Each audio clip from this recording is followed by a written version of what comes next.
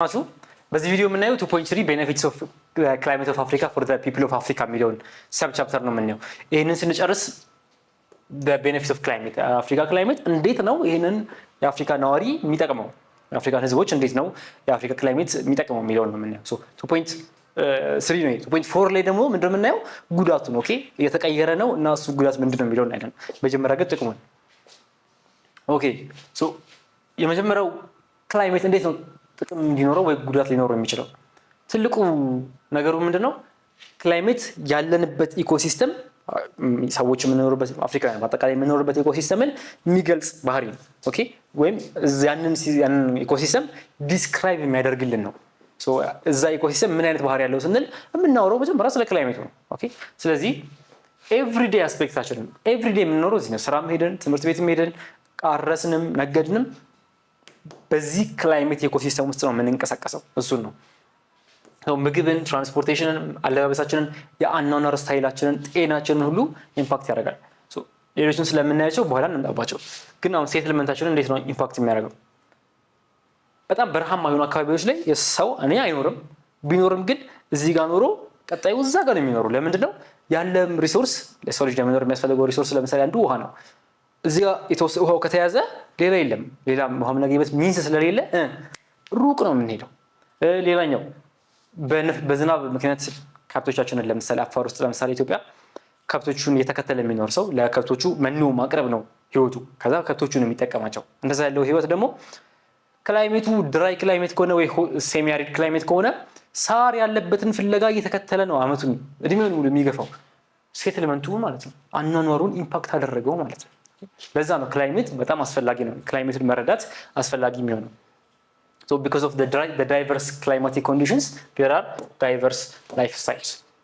Okay so climate and agriculture climate and agriculture ጋር ነው መጀመሪያ agriculture የአፍሪካን 70% የሚሆነው ሌበር ፎርስ አፍሪካ ውስጥ 100 ሰው አግኝታችሁ ሰው ሁሉ ብታናግሯቸው 70ው ከግብርና ጋር የተገናኘ ስራ ነው የሚሰራው።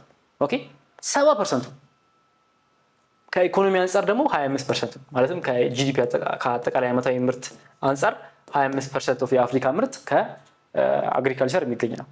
በሰው ደግሞ በሌበር ፎርስ ደግሞ 70 ሶ ይሄ ኢትዮጵያ አፍሪካ አብዛኛው ግብርና ምንድነው ዝናብ ላይ ዲፔንደንት ነው ወይም ዝናብ ላይ ተመረኮዘ ነው። ዝናብ ካልዘነበ የመስኖ ቴክኖሎጂ ሌላው የዳበረ ስላልሆነ ኢምፓክት ያደርገዋል ህዝቡን። ኦኬ ሶ በአግሪካልቸር ላይ ዲፔንደንት ሆኖ የሚኖር ሰው ክላይሜት ሲግኒፊካንትሊ ነው አፌክት የሚያደርገው። ኦኬ ጸሎቱ ራሱ ዝናብ እንዲዘንብ እዛ አካባቢ ገበሬ ኦኬ ለዛ they are deeply dependent to the weather patterns። መጋቢት ሰኔ 15 ሊዘንብ የሚገባው ዝናብ አልፎ የተወሰነ ሳምንት ዘግይቶ ቢዘንብ በጣም ኢምፓክት ያደርጋቸዋል። ኦኬ ምክንያቱም መሬታቸውን አለስልሰው ዘራቸውን አዘጋጅተው የሚጠብቁበት ወቅት ነው። ሲዘንብ ዘራለው ብለው ካልዘነበ አንድ ሳምንት ቢዘገይ የሰሩትን ስራ ነው የሚያበላሽባቸው። ኦኬ ሶ their life is highly dependent on the climate። ኦኬ ከዛ the majority of agriculture ደግሞ ቅድም እንዳልኩትኝ rain fed ነው። ኦኬ ዝናብ ላይ ጥገኛ ነው። ዝናብ ከሌለ አይዘራም። ሶ በአመት አንዴ ከሆነ የሚዘንበው እዛ አካባቢ በአመት አንዴ ነው የሚታረሰው። በአመት ሁለቴ ከዘነበ በአመት ሁለቴ ነው የሚታረሰው ማለት ነው። ኦኬ ሁለቴ actually አሪፍ ነው። ሶ ሶስቴ ለማድረግ ግን ሁለቴ የሚዘንብበትን አካባቢ ሶስቴ ለማድረግ ምንድነው የሚያስፈልጋል? መስኖ አፍሪካ ውስጥ አስቸጋሪ ነው። ምክንያቱም ወንዝ ጠፍቶ አይደለም በሽ ነው፣ ግን ያለን ቴክኖሎጂካል አድቫንስመንት እሱን ይከለክለናል። ሶ ሬን ፌድ አግሪካልቸር ነው ያለን። አግሪካልቸራችን 70% ሰው ኢምፕሎይ ያደርጋል፣ 25% ጂዲፒ አውትፑት ደግሞ ይሰጠናል። ቀጣይ አግሪካልቸርና ክላይሜትና ሄልዝ ነው የምናየው።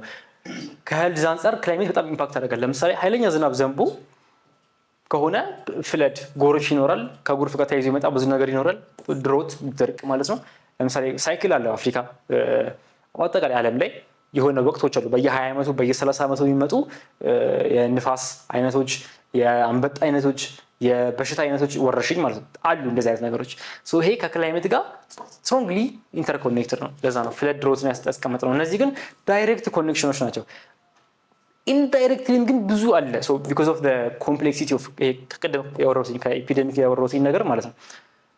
በኢንዳይሬክት ኢፌክት ቀጥታም ባይሆን በተዘዋዋሪ የአፍሪካን ህዝብ ነዋሪውን ማለት ነው ክላይሜቱ ኢምፓክት ያደርገዋል። ክላይሜት ቨልነራብል ነው አፍሪካ። ኦኬ ለዛ ነው በኮቴሽን ያለው ቀጥታ እንደዚህ ስለሚል ነው መጽሐፋችሁ። አፍሪካ ኢዝ አ ክላይሜት ቨልነራብል ኮንቲነንት ወይም ክላይሜቱ የተወሰነ ነገር ሲቀየር የአፍሪካ ህዝብ ኢኮኖሚ ኤቭሪቲንግ በጣም ይቀየራል፣ በጣም ኢምፓክት ይደረጋል። ቨልነራብል ማለት ተጋላጭ ማለት ነው። ለአየር ንብረት በጣም ተጋላጭ የሆነ ክላይሜት ያለን ሞስትሊ አግሪካልቸር ላይ ዲፔንደንት ስለሆነ ሰው በጤናም ሆነ በማህበረሰባዊ ጉዳይ ላይ ከክላይሜት ጋር ስትሮንግሊ ሪሌትድ ነው። ኦኬ ሶ ክላይሜት ደግሞ ከዋተር ሪሶርስ ጋር ስናየው ለምሳሌ ወንዞች፣ ለምሳሌ ትልቁ ምሳሌያችን በኢትዮጵያ ኬዝ ብንወስድ ሀረማያ ነው። የሀረማያ ሀይቁ ደርቆ ነበር። አሁን መልሶ ሪቫይቭ ማድረግ ተችሏል። በእኛ 97-98 አካባቢ ዓመተ ምህረት ማለት ነው 1997-98 አካባቢ ላይ ሙሉ ለሙሉ ደርቆ አበቃ፣ አለቀ ሀረማያ። ለምን? የህዝቡ አጠቃቀም፣ አካባቢ ያለው ሙቀት መጠን፣ እነዚህ ነገሮች ኢምፓክት ያደርጉታል። ኦኬ የማነው አበባው መላኩ ግጥም ጽፎ በላረስ ለዓለማያ ምነው ዓለማያ የዓለም ሲሳይ ባህርም እንደሞት ሞት ይሞታል ወይ? ምነው ዓለማያ የሐረር ሲሳይ ባህርም እንደሞት ሞት ይሞታል። ደረቀ ባህሩ እና ሰው ሄዶ አረሰው። በፊት ከዛ ወንዝ ጠልፈው ነበር መሬታቸውን የሚያርሱት የነበረው። ከዛስ ምን ማድረግ ጀመሩ? ባህሩ ሲደርቅ ባህሩ የደረቀበትን ቦታ ሄዶ ማረስ ጀመሩ ማለት ነው። እና አረሱት ይሉኛል የሚያርስ ይረሳቸው፣ ህይወቱን ሰውቶ ህይወት ለሰጣቸው፣ እንደዚህ የሚስነኛል። አሪፍ ግጥም ነው። ክላይሜት ወንዝን፣ ሀይቅን፣ ባህርን ሁሉ ኢምፓክት ማድረግ ይችላል። አይደለም ትናንሽ ኩሬዎችንና ምናምን። ኩሬ ሊደርቅ ይችላል፣ ምንጭ ሊጠፋ ይችላል። ሰፊ ቦታ የያዘን ባህርም ሁሉ ሀይቅን ሁሉ ኢምፓክት ሊያደርግ ይችላል ክላይሜት። ኦኬ እና የህዝቡ ማጠቃቀም ኖት ኦንሊ ክላይሜት። አሁን ላይ ሀረማያን መልሰው ሪቫይቭ ማድረግ ችለዋል። ዝናብ ማገዛቸው የሀረማያ ዩኒቨርሲቲም ብዙ አግሪካልቸር ላይ በጣም የታወቀ ዩኒቨርሲቲ ነው። እሱ ነገሮች ላይ ስራ ሰርቶ ባህሩ መልሶ አሁን ሀይቁ ሪቫይቭ እየሆነ ነው።